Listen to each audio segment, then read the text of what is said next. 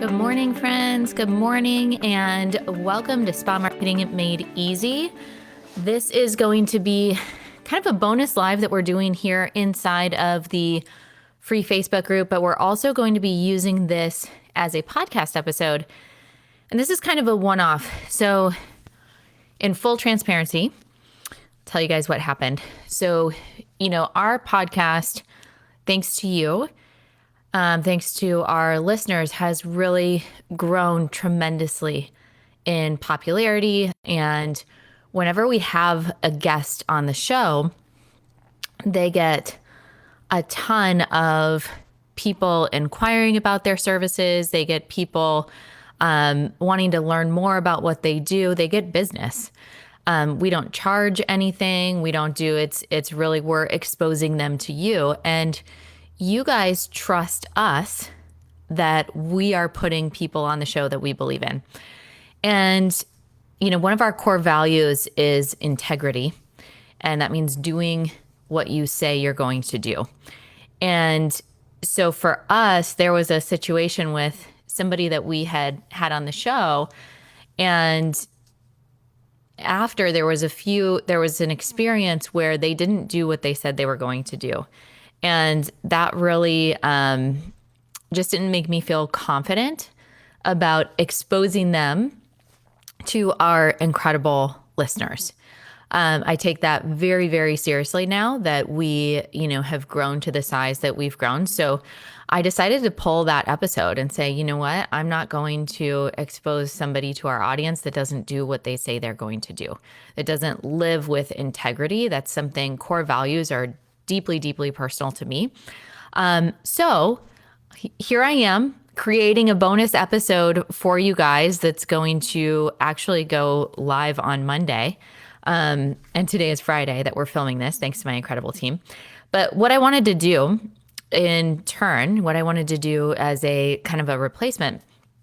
So earlier in the week, I did a live here in the group when I was talking about how you pay your team. We got a lot of comments on that one. We got a lot of questions coming in, and it was commission or hourly, what is the best way? And for me, through and through, I believe that it's hourly. There's a lot of reasons for that. We can get into that if you guys are interested, if that's something that you want to get into. But there were a few questions that came up on that live that I wanted to use this podcast episode to explain a bit further. So in a nutshell, what I said on that live is that I believe in hourly pay for the work that your providers are doing. I believe in retail commission, so commission on retail sales, and I'll get into all of these. But there's a variety of reasons that you do not want to pay providers on a commission-only basis. It has to do with your, operating your business using profit first, using a payroll percentage. There's issues of like referral fees if you're in a medical environment. There's issues of, if you increase your prices. We've had clients where they're in a medical situation or in a medical environment, they increase their prices, and then all of a sudden their providers get like a $8 an hour raise. And what we're really needing to do as the business owner, as the spa CEO, is make sure that the entire company is profitable. You've got to have a profitable company to make sure that you're able to attract the clients for those providers. So it's my belief that if you are a spa CEO, if you are the owner of a physical location, it's your job to get your people busy. It's your job to bring in the clients for the estheticians, for the massage therapist, for the nail techs if you have nails in your location. And it is their job to retain them. And so getting those people, getting those clients, those patients in there, that takes money, that takes time, that takes effort, that takes a marketing team, that takes social media, that takes you going to networking events and creating strategic partnerships. There's a lot of things that go into those pieces. So we need to make sure that all of our percentages, that we're managing our numbers properly to be able to support the business as a whole. So for us, we believe in profit first. We do our percentages a bit different. But for spa, our guidelines of what we're looking at is 40% payroll, 30% operating, 15 tax, and 15 profit. And those are your guidelines, right? So if you are a wax studio or a lash studio or a permanent makeup studio, or if you're in a medical environment and you're very laser heavy, so you have a low consumable cost, you may have a higher profit margin. You may have lower operating cost. These are the guidelines where you're wanting to actually start at, okay? Then with your tax percentage, this is going to be based on your household income. So if you are in partnership and you have a spouse or a partner that makes a significant income, you may need a higher tax percentage that you're putting aside. This may also be, are you a single member LLC? Are you an LLC filing as an S Corp? So these are all conversations that you need to have with your CPA and your financial advisor. And it's something you need to do every single year to understand what percentage of top line revenue should I be putting aside to cover my tax liability in the coming year. And so we look at, and this is something that we're doing right now. So we're looking at, hey, what have I done up to this point? What are we projected to do in the coming year? Is the coming year going to be a growth year or a sustain year? Those are two really important things that you need to decide. As much as it sounds amazing to always have this double-digit growth and year over year over year, sometimes we need that amount of time, a sustain year, to really build the foundation to ensure that we're not building this house of cards, that we're not like focusing so heavily on marketing that we're not able to fulfill through our service and our client experience and client journey in a way that allows our clients to feel that they're never going to go anywhere else. Okay. So those are some important things that we want to look at. So again, I'll say 40% payroll, 30% operating, 15 profit, 15 tax as your starting point. If you don't know what your numbers are, then I would suggest you get your P&L and you look at how much money did I bring in for the entire year, maybe do it up through August. How much money have I spent in payroll? How much have I spent in operating? What are my estimated taxes, et cetera? So you're looking at all of these things and getting a baseline of what your percentages are right now. And you may see that your payroll is closer to 30%. You may see that your profit is closer to 20 or 25%, maybe even 30%. That's amazing. Profit is the name of the game. As you're moving forward into 2024, I want you to care much more about profit than I want you to care about top line revenue. And, the thing is like, hey, if you're going for $1 million spa, but then you have a lower profit margin, I would much rather have a spa that does $800,000 in revenue and has a 20% profit margin than doing $1 million in revenue and having a 10% profit margin, right? We want that higher profit margin. That's working smarter, not harder. So back to, how we pay our team.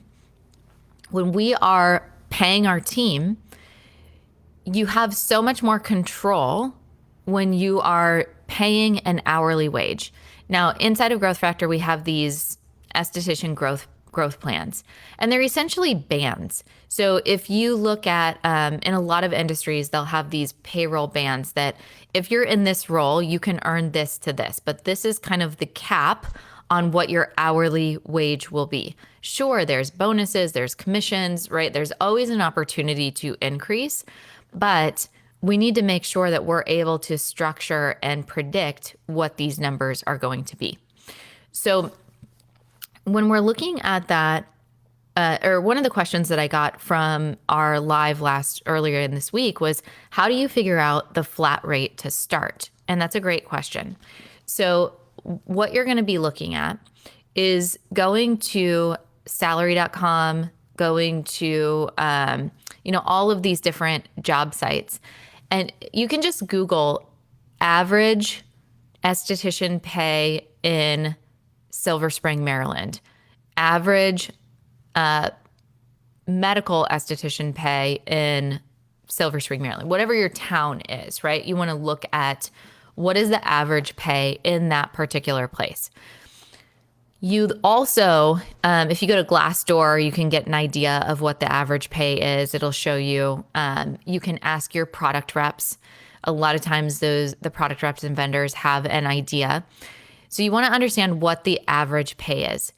What we do in our growth plans, and I think that this is a really great way to structure this, your base rate, depending on where you are, might be $15 an hour. And so you are going to pay that provider $15 an hour. However, they're also going to get gratuities. They're also going to get commission on retail products. So when we're looking at their entire compensation, they're actually making closer to, $27 to $30 an hour. They would not get those gratuities without this service. They would not get those retail commissions without working in your location. So that absolutely counts towards their hourly rate. And so a lot of times we hear like, hey, how can I can't afford to pay someone $30 an hour. Well, you can afford to pay somebody $15 an hour if we want to look at our payroll percentage. So that's another piece that I'll go to in a second here. But the flat rate that you're committed to paying is going to be that lower piece. So they've got some skin in the game to perform as well. So I really like to show, instead of saying, yes, we offer $15 an hour, we can say, no, our base rate is $15 an hour. Our in our location, our estheticians on average are getting a 20 to 22% commission or gratuity. We're going to, for the sake of this document, we're going to assume an 18% just to be a little more conservative and not overpromise and underdeliver, right? So we're going to assume an 18%. And if you hit a 30% retail to service percentage, here's what the commissions would be. So if we're assuming all of these, very conservatively, your hourly rate would be X amount. And that comes across in a much better way than saying, hey, I'm making $15 an hour, right? Because I can go to Dunkin' Donuts and make $15 an hour. But when we're looking at the entire compensation package, are they getting complimentary treatments? Are they getting training and education? Are they getting whatever is included in your entire compensation package? So let me go to another question of retail to service standards. So I want to outline this a little bit. So I believe that in a medical environment, your retail to service, the kind of benchmark that we're looking at is a 30% retail to service. In a non-medical environment, the retail to service percentage should be 50%. So those are benchmarks. You may not be there yet, and that's okay. The important thing is understand where you're actually at and then use those to create a tiered retail commission structure. So if you're using those benchmarks, the 50%, let's say, in a non-medical environment, my retail commission structure would be, if you are less than 30% retail to service commission or retail to service percentage, you get $0 in commission. That's our baseline. That is what is expected at minimum. So if you're not hitting 30%, you are not going to earn retail commissions. If you are 30 to 39% retail to service, you'll hit 10% commissions. If you're 40 to 49%, you will get 12% commissions. And if you are 50% or above, you get 15% commissions.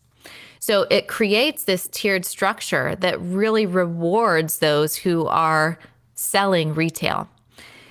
If you are, you can do the same thing with, setting 30% as the baseline, and you would just go, less than, you would just tier it down and structure it in that way so that 30 is actually the 50.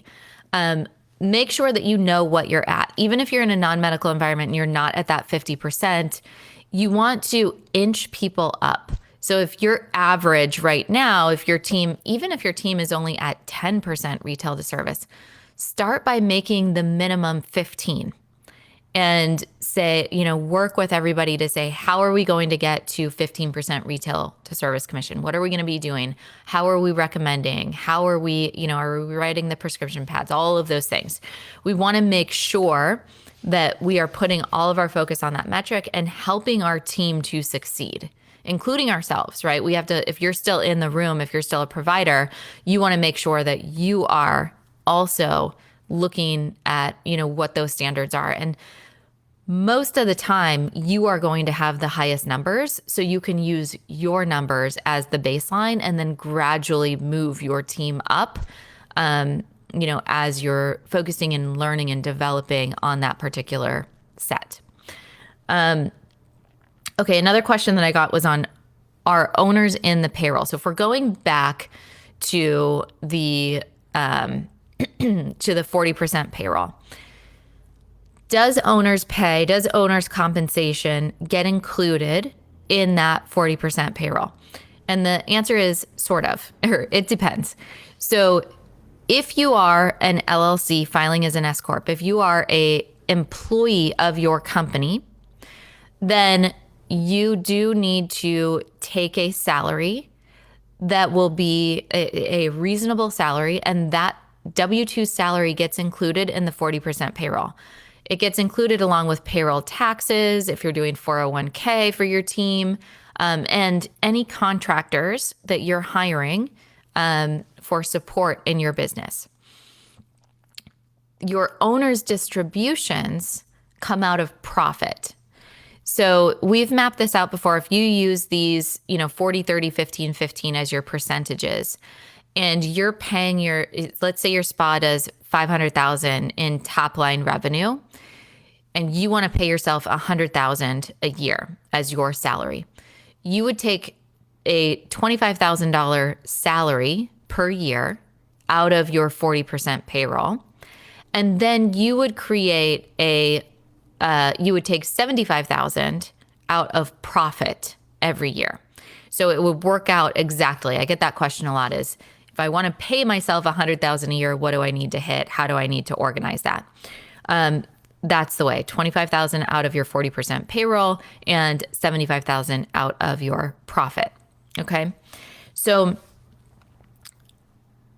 I think that answers all of the questions. I see that you guys are leaving some comments here, but for some reason my Facebook doesn't show me the comments until after.